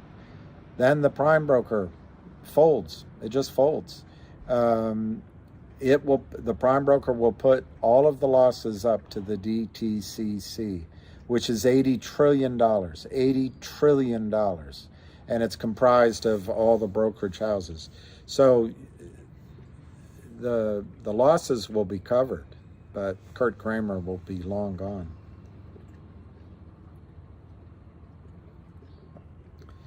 I'm interested, Sapphire Spica, particularly if you do a recipe right around dinner hours so we can all copy it while you do it. Yeah, Keystone Killer. Well, I don't know. I don't see that. I don't see it down 20%. I see it down 12.9%, 347, 347, 348. Hey, Gareth, I don't even remember my answer, but you're welcome. How many businesses claim BK for their actions? I don't know that answer, but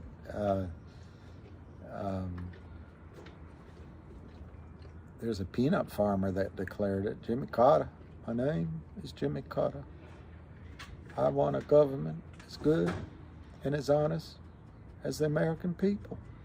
His business. I'll sign up. It'd be kind of cool if you could do it some sort of live interactive, and you have all these faces and everybody's asking you questions, and the timers are going off, and baking powders on people's noses. Yeah, we have to wait. I think what Kurt Kramer's counting on is that he can keep selling and something will happen. Something will happen for us to either lose interest, lose money, get out, so that he can just drive it down. And while Gary Gensler gets focused on Kim Kardashian's rather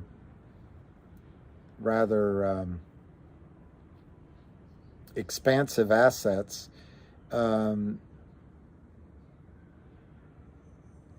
the regulatory bodies will forget about Kurt Kramer, and he can go around his business.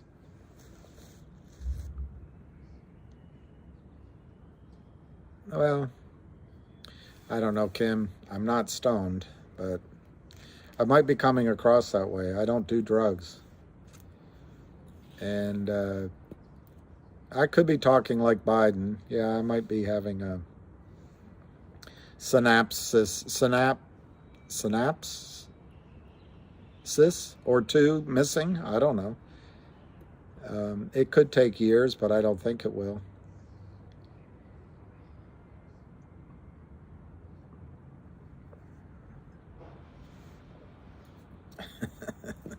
Yeah, I don't know.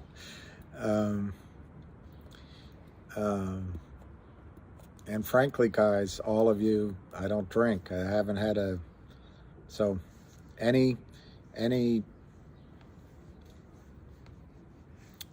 off-kilter behavior is purely my own chemicals. It's a big club and we ain't in it. That's exactly right, Chrome family. Tomorrow is promised to no one. So I personally wish, I can't tell you how much I wish that GTII and Kurt Kramer would give up, because I've lost one or two of the projects I've been studying and working on. They're gone. But I have my next steps of what I want to do as investments. It's not in the market. It's projects. Resource plays, oil and gas, gold, silver. Maybe even by looking into anyway some other ideas. But each one of my opportunities that I study, some of them are going away. Why? Because Kurt Kramer is you got to give him A+ for tenacity. At least he's tenacious in his what I consider criminal activity.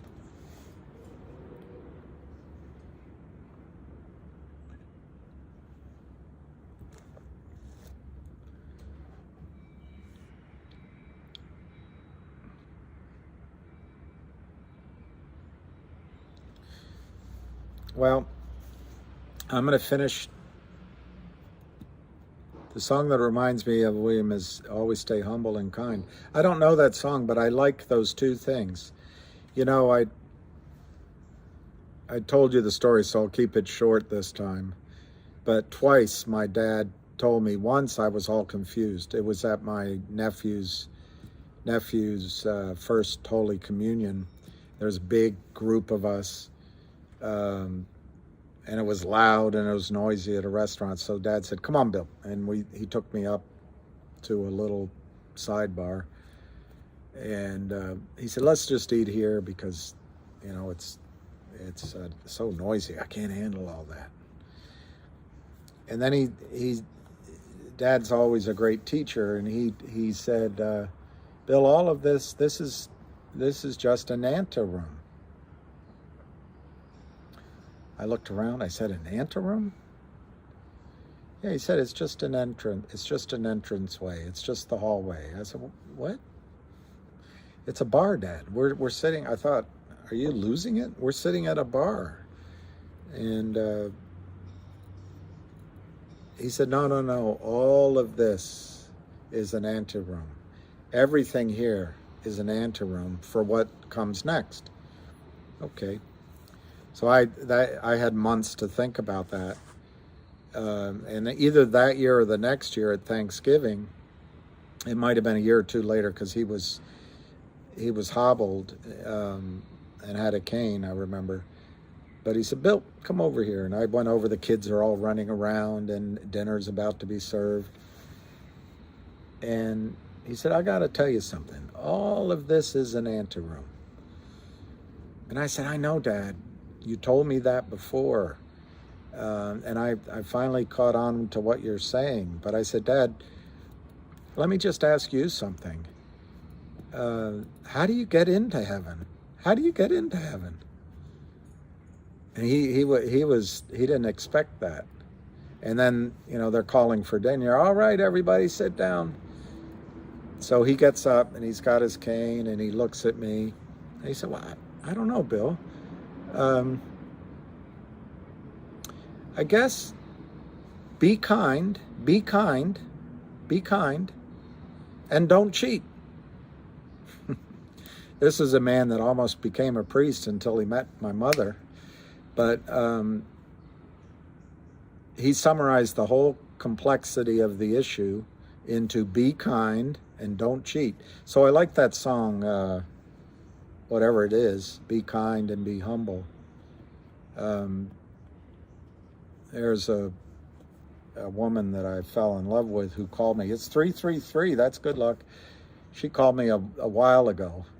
We haven't spoken in quite a while, but she mentioned that she was teaching her son to try to put others first, think of others, and it was so insanely close to the time that I had started praying for myself, because I've been sucking my thumb and feeling down. This is, you know, a while back. But I started praying for the help to help other, you know, for help from above so that I could help others and think about others rather than thinking about me, you know. And it was so odd when she called and said it. It felt like a confirmation and of that was the right path. So anyway, I also like that your message is be kind and be humble, and be humble. I was thinking this morning, because I last night I tried to make an introduction to one of my best clients, to a friend of mine. And I literally am not asking for anything in return. Anyway, I was thinking this morning that life is, you know, there's so much bounty out there. And if we all help each other and make sure we give to each other and make sure others have, there's plenty for us. So anyway, that's just some of my thoughts that your song made me. Daniel Mata is going below 2. All right, Daniel, are you part of Joe Baloney? Because I just pointed out, I do see a gap down around 190. I would hate that got filled. But the only way you could know, or Joe could know, is if you're part of Kurt Kramer's team and you know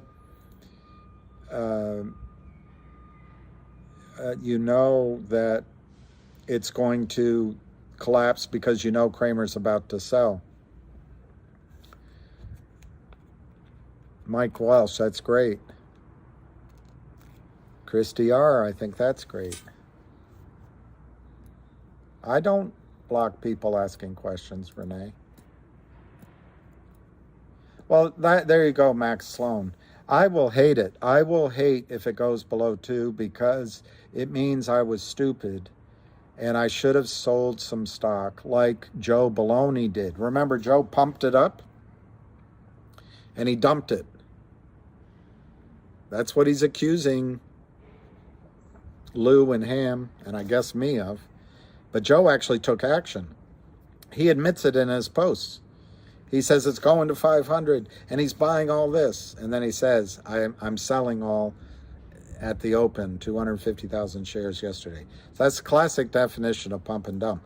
The only way, Daniel, you and Joe would know that it's going down for sure is if you're in cahoots with Kurt Kramer.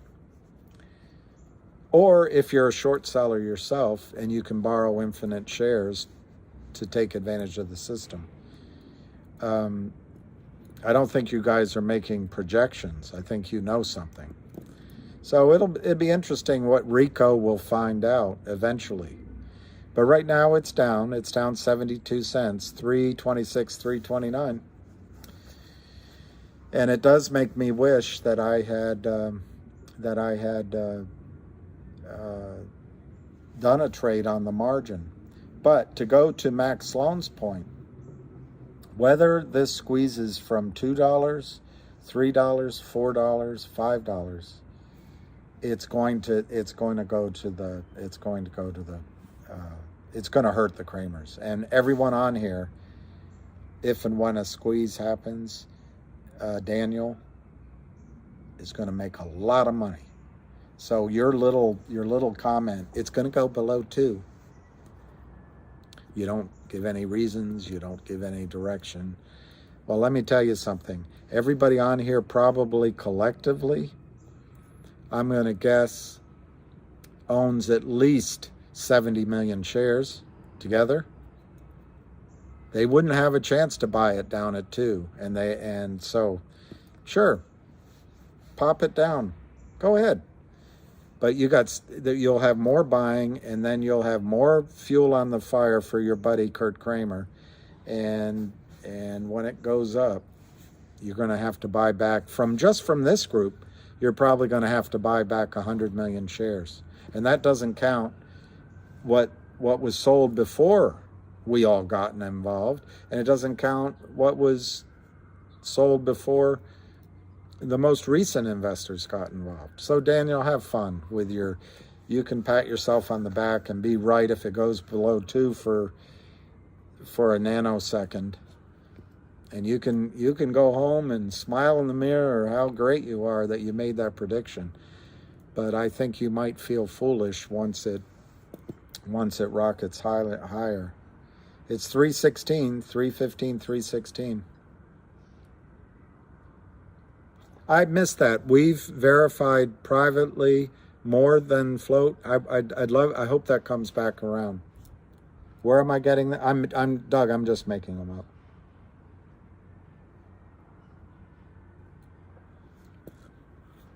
up. Whoever's calling me demented and elderly, if you live long enough, you're going to get old. It's just facts of life, pal.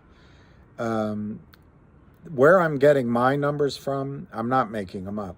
Where I'm getting my numbers from is FINRA over the last 45 days, something like 70 million shares of failed to deliver stock were sold. On top of that, on the warrants, and that's what they might be trying to do right now, guys. See, I'm slow on the uptick. They might be trying to get this down to 275 so that people stop exercising the warrants and there's not a margin call to the Kramers on the naked warrants that they're short. So maybe they're trying to get it down to 275. We'll see if they're successful. The volume's picking up. It's 850,000 shares. My guess is a lot of that's short selling and a lot of it's wash selling. But guess what? Somebody's buying too. I know it's probably not most of you, but somebody's buying. And what Ham always says, Daniel, is a strong short seller that knows how to trade would let the stock go up to get real sellers. Instead, these idiots are, and that's opinion, can't prove it as a fact, but these idiots are selling it downwards, so it brings in more buying. It just makes the problem worse for them. I don't, Mitman, I'm not saying that you're not buying. I'm saying the majority probably aren't. And I'm probably just saying that because I'm not, because I don't have any, I'm fully invested. So you have a good point. There's probably people in your group that are buying. And so I probably spoke out of turn.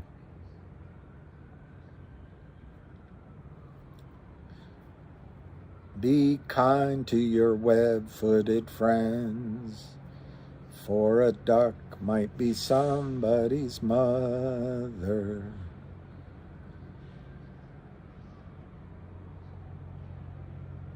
Mitmont, I'll read it out, but they bringing it down, they could just buy back. Well, Mitmont, I don't know if you're a real person or you're just trying to, you're obviously real, but if you're just trying to sow doubt, I don't know. I don't know if you're a real investor.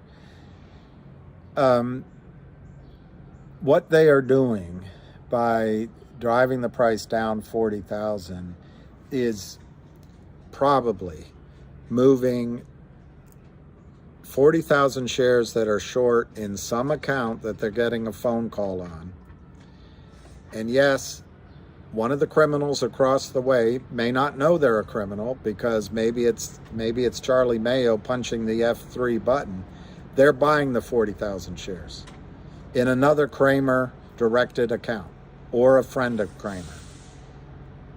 So they're moving the short position over to another account and probably stuffing the prime broker. Then they're not doing it for free. Then they're probably going to have to cross another trade on behalf of this market maker. So the market maker makes on that 40,000, maybe he's going to ask for 10 cents a share. He wants $4,000 for the trade. So they're going to have to cross something to give that guy his profit out of the market and stuff it to the prime broker. These are all games. And you're trying, because you still believe there's a system that's honest, to make it, have it make sense. These are just criminal activities moving, as Ham calls it, kiting a check, but they're just moving it around and taking money out of the market. Frankly, because all of us bought the stock, it went up. So they're taking advantage of that on the margin. Now, can they continue? Yeah. I mean, right now, they've just reduced their margin call and their losses, their paper losses, they've probably reduced it to 300 million from 600 million. It's still a big number to me, but that's a huge change. And they're probably trying to get this down to where the Fidelities of the world do not have a problem with the warrants anymore. Because as long as the warrants were in the money, Fidelity had a huge issue. But maybe if they can get it down, it's not as big an issue. So it's all criminal. It's all criminal.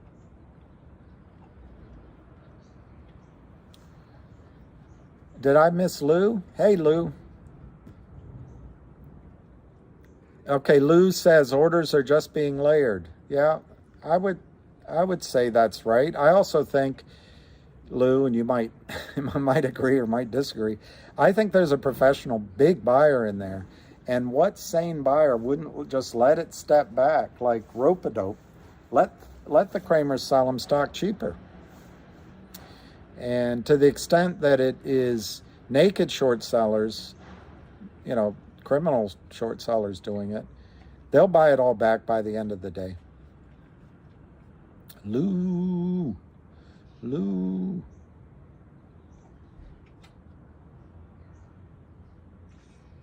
Christopher, you're my hero. 1,000 shares at 309. You're my hero. Yeah, Peter, I think it'll bounce back. Exactly. There's no real price discovery when supply can be made up out of thin air. There's no price discovery. But guess what? The flip side of that, I forget who said that. The flip side of that, when they're buying, see what'll happen, and it's what Lou's calling for, what will happen when the buy-in comes? Kramers won't be able to sell anymore. So imagine there's no more selling. Just imagine that. There's no more fake selling, at least for a while. And there's just a torrent of buying. Imagine what happens then. Then there's no real price discovery either, but it's in our favor. The stock goes to 100 or 150 or higher.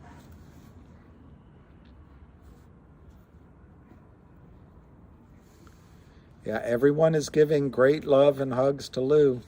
And besides, he's got to shave. This has to happen soon. I know, DR, I always recently, when I was buying GTII, I was always overpaying. It always went down later. But that'll stop one day. Your risk, guys, it doesn't matter if it squeezes from 320 or 5. Your risk is if you're out of it, you're standing there going, ugh, it's running, and for trying to save 75 cents, I'm not in it. So, Robert Keller, yeah, Lou, look, most of you, I think almost all of you, is because Lou are here. Lou sent you, but more than that, I think it's Lou's confidence in this trade that really picked it up off the mat. Now, having said that, there's Ham, there's the GTII Army that I know, all of these stalwart fellas. There's a bunch of you on the Twitter. There's Tommy. There's Avid Trader. This is really a team effort. Yeah, you can chase it, and you cannot unread all this stuff going on. Danger Will Robinson. I don't know if that's me. Your beard was built without almond milk. Or pineapples, as I understand it.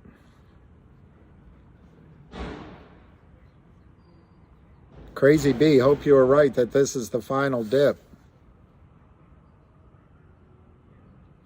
All right, fair enough. Somebody told me, and as a Catholic, I never read the Bible, but somebody told me, dedicate your efforts to the Lord and your thoughts will become ordered, something like that. And sure enough, I mean, none of us know the ultimate plan, but I would just say to all of you guys, you deserve, and girls, you deserve to make money. You deserve to make money, and you deserve this trade. When it works and it wins, you deserve it. And, I doubt God's on Kurt Kramer's side. For all the money he stole all these years, you deserve it. So just hang in there. We could start a fund. We could call it Lou Against Wall Street Fund.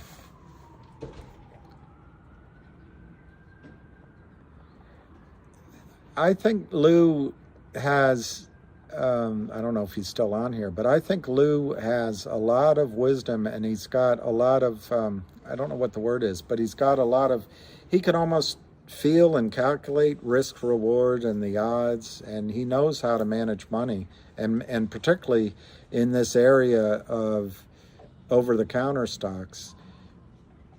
You know, these aren't like buying treasury bonds, but I don't even think treasury bonds are like buying treasury bonds anymore. But you know, the whole idea about taking your profit, moving there, balancing, all of that. So I think there's,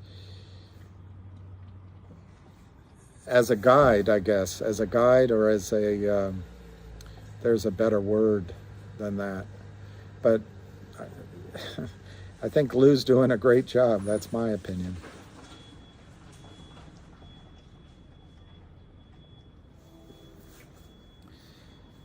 Well, I guess having a fund, one thing about a fund would be they couldn't accuse us of collusion. But if we just all work together, we're essentially being a fund. Yeah, street smarts maybe is the right word.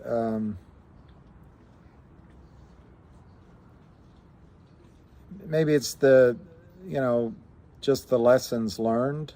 But I also think he's been doing this for a while, you know, and I think he has some sources of information you only get when you're a fair dealer, when you're honest with people and you keep confidences and you look out for your friends and they look out for you, that kind of thing. Joey Face, I hope Joey Face isn't Joe Baloney, but you bought 45,000 shares of CRTD. I don't know a lot about the trade, but I saw that Ham put up that there's 300 million shares short. It looks like the company is working on behalf of shareholders and fighting short sellers. It looks like there's only 10 million shares in the public float, according to Ham, but there's only something like, I'm trying to remember, 20 million shares in the outstanding shares, And then what else? Monster short. Oh, and there's a big buyer. There's a big buyer, according to Ham. So 333, is that good luck? Anybody? I don't know if that's good luck. Let's get a score. CRTD is 73 cents. And if you paid less than 80 cents today, that's great. And obviously Joe Baloney is going to be buying now because he said he wanted to wait for a pullback, but he might want it to go to 50 cents. Who knows? But I think CRTD is going to be the gift that keeps giving. That's what I think.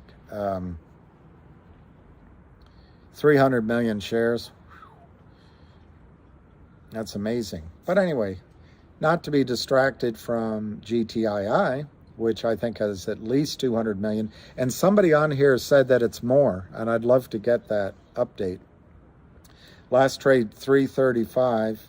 We're only down 15% now, 1,000,006 shares traded. So it was a bear raid, and probably one to get the warrants down, the pricing of the warrants down, not the pricing, get the margin situation with the warrants down, and it doesn't look like it's going to work. And also to get you guys to sell, that didn't work. You guys bought. I've seen a bunch of people say that. And probably to organize cross-selling as they move losses from one LLC maybe to the prime broker. And then one other stock I have to give you is Finger. Finger is 713. That's also down 54 cents. So it's interesting. There could be a less nefarious reason for all of this.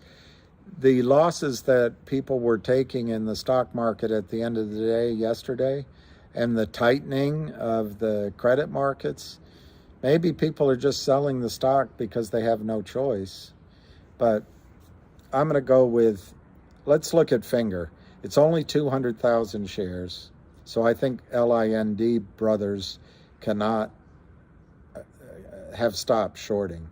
So I take that as a positive. And then in GTII,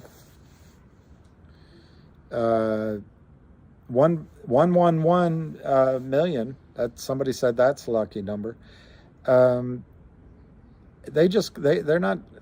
It's down 75 cents, granted, but they're not causing a panic, and they're not accomplishing their goal. It's 332. It's now down 68 cents. 326, 330. Remember, there's some good news coming, I think. I think the digital dividend will come. Is it this week? I don't know. They tend to make announcements on the weekend, late at night. But that's coming. No question that they've been working on that. I do not think, even if the stock closes down around here, I do not think the pressure will be off at Fidelity and the other brokerage firms that have to honor the previous warrant. They're going to announce another warrant, whether or not it's a digital warrant, which I think would be brilliant, a digital dividend as a warrant. But they're going to announce it. That's coming. 1-800-Law Firm. It's all on the tape, but with probably before Thanksgiving, but certainly by Christmas Day, that's probably finalized. And then you've got a whole legal team going after the Kramers. And then the Trento Mines is still sitting out there. You got a big buyers in the wings. I don't know. The story hasn't changed. It just got cheaper. So, at Walmart aisle number 10, GTII is on sale 16% today.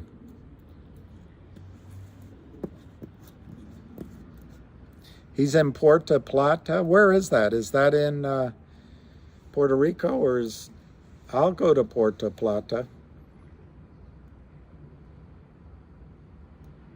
Zaza. Is that Hotel Zaza? I asked you that before.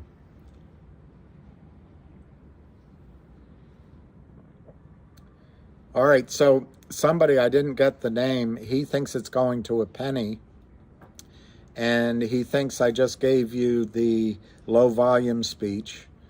And okay, I've never been to DR.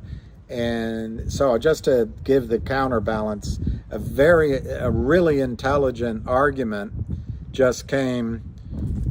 Bill Young just bought more, bravo. So if somebody just said that I just gave you the low volume speech and the rah-rah speech, and that when it goes to a penny, I couldn't see the rest of it before it moved. So anyway, that's his argument on the other side. And I'm all about giving fair, balanced opportunities. Whoever wrote that, I really appreciate the thought that went into that post. And your depth of knowledge and depth of perspective is really appreciated.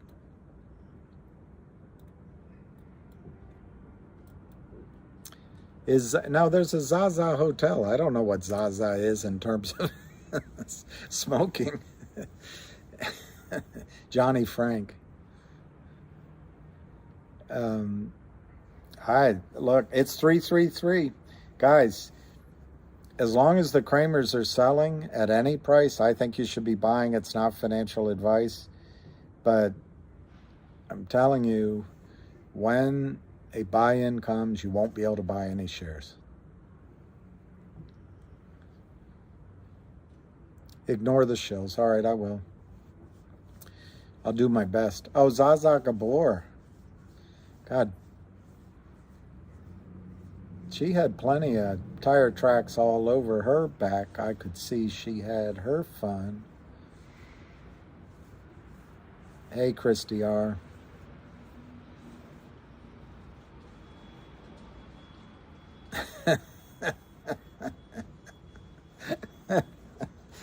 Oh, that makes me laugh. You're going to buy 1 million shares at 0.01? That's great. Ava Gabor. Daimaloo. Win or lose, my little darling. Win or lose, win or lose.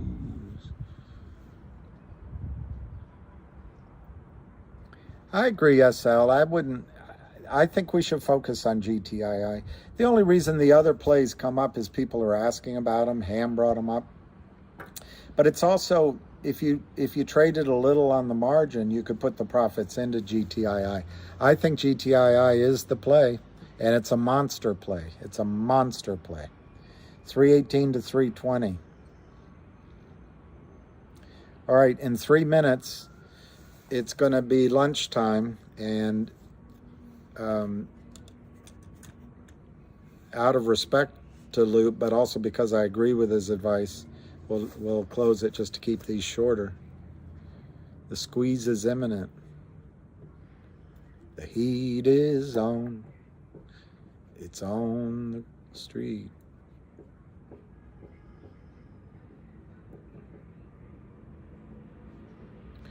I don't know. I'm sure when Ham has this short seller on the call today, so come back at definitely by 3:25, or listen to it yourself. He'll explain what goes on. But even Ham will say that he just can't believe how Kurt Kramer is still standing. It can only be one or two or several things. They're hiding trades, they're lying, they're moving money offshore and back onshore in many steps to confuse the amount of, the people overseeing the accounts.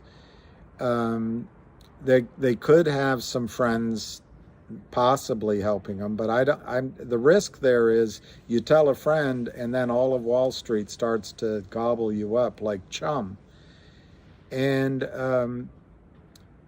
I guess the final thing is, which I believe, is that Alpine is complicit with them. Crazy Bee is beautiful girl.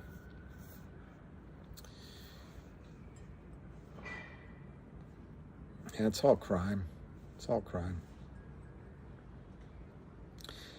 Shadabed says, or we're getting bad info. Yep. Okay, there you got it, Shadabed. I put out the opposing viewpoint.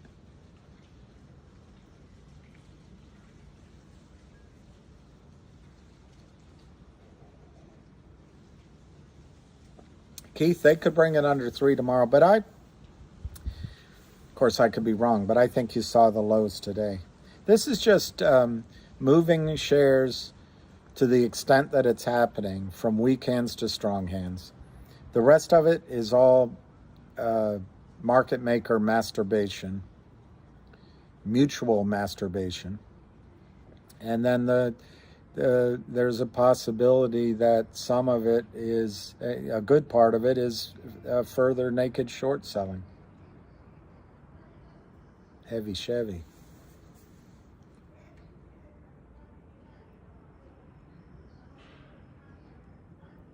$86 friends. That's right. Go find your mother. Raw beauty. You. All right. It's in the minute to shut down. So Onesimus Maximus. Carrick Manu, if it happens. They all have a connection all with Citadel. I don't know. They might. I will. OTC Markets is... Yeah, Trace, the number of shares outstanding is different than the public float. So we'll talk about that later, but that's the difference. And if you want a company that has just a few shares outstanding, go look at CRTD. What is the best stock of these three? I don't know what you mean by right now, but I would invest in GTII. The price is cheap in my judgment, and there's no stopping, there's no circuit breakers on the way up. If the market completely crashes, do you lose everything? Look, any money you have in the market, you could lose. But it's 344 now. But I think if the market crashes, paradoxically, it actually helps us, because the crunch on liquidity, margin calls, they're going to close these positions. They're going to close these positions. Yeah, it's Ham that will have the guess. Yeah, nuts. I believe, I mean, any market crisis, it involves panic, and you don't know exactly what will happen. But in order to stabilize their accounts, brokers across the street will buy in the Kramers, buy in Lind Partners, because they want to get rid of the margin calls. Hey, Djokovic is starting to play Karachnikov. Okay, so it's 12:02. I'll just see if there's one more question, and otherwise I'm going to wish you a happy lunch.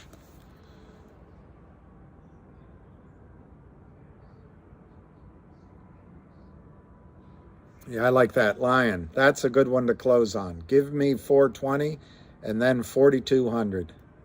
It'll be a great call. People are buying. Yay. You are, Mr. Levitz. 3 was a great price. All right, happy lunch, Raw Beauty. Try not to be too... Nothing's changed in the story. The Kramers are still trapped. Okay, ciao. And ciao and ciao. Talk to you later.